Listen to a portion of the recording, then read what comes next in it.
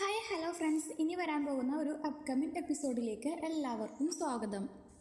വൈജയന്തിക്ക് അപകടം പറ്റിയതറിഞ്ഞ് നമ്മുടെ ബാലചന്ദ്രൻ പറയുകയാണ്, അവൾക്ക് രക്ഷപ്പെടാൻ പറ്റത്തില്ല, ഇനിയും അനുഭവിക്കാനുണ്ട്, ഇനിയും എന്നൊക്കെ പറയാണ് നമ്മുടെ ബാലചന്ദ്രൻ. അതേസമയം നമ്മുടെ മനുവിൻ്റെ അടുത്ത് ശിവേട്ടനും രാജീവും കൂടി നമ്മുടെ ബാലചന്ദ്രനെ പറയാണ്, അവൻ കാരണമാണ്, അവൻ കാട്ടുകൂട്ടിയതിൻ്റെ ബലമാണ് ഇപ്പം നമ്മുടെ അനിയത്തി അനുഭവിക്കണമെന്നൊക്കെ പറയാണ്. അത് കേട്ട് മനുശങ്കർ പറയുന്നുണ്ട്, ആൻറ്റിയുടെ ഫ്ലാഷ് ബാക്കും അത്ര നല്ലതല്ലല്ലോ, ചെയ്തു കൂട്ടിയതിന് ആൻറ്റി ഇനിയും അനുഭവിക്കാനുണ്ടെന്ന്. അപ്പോൾ അത് കേൾക്കുമ്പോൾ നമ്മുടെ രാജീവും ശിവേട്ടനും കൂടി ആകെ ഷോക്കായി നിൽക്കുകയാണ്. പിന്നീട് നമ്മുടെ വൈജയന്തിയുടെ ഇപ്പോഴത്തെ സിറ്റുവേഷനെ കുറിച്ച് നമ്മുടെ ബാലചന്ദ്രൻ്റെ അടുത്ത് ഒരാൾ പറയാണ്, ഡോക്ടേഴ്സിന് പോലും ഇപ്പോൾ പ്രതീക്ഷയില്ലെന്നാണ് പറയുന്നത്.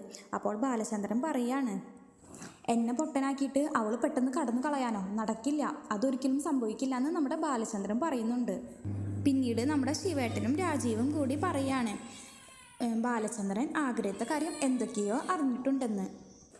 അത് അറിഞ്ഞതിൻ്റെ പ്രതികാരമാണ് ഈ ബാലചന്ദ്രൻ ഇപ്പോൾ കാണിച്ചു കൂട്ടുന്നതെന്ന് നമ്മുടെ ശിവേട്ടനും രാജീവും കൂടി പരസ്പരം പറയാണ്. ഈ ടൈമിൽ നമ്മുടെ അലീനയെ പുറത്താക്കാമെന്നുള്ള ഒരു ഗൂഢതന്ത്രവുമായിട്ടാണ് നമ്മുടെ രാജീവും ശിവേട്ടനും നിൽക്കുന്നത് കേട്ടോ. അങ്ങനെ അലീനയെ പറഞ്ഞു വിടാമെന്നൊക്കെ തീരുമാനിക്കുകയാണ്.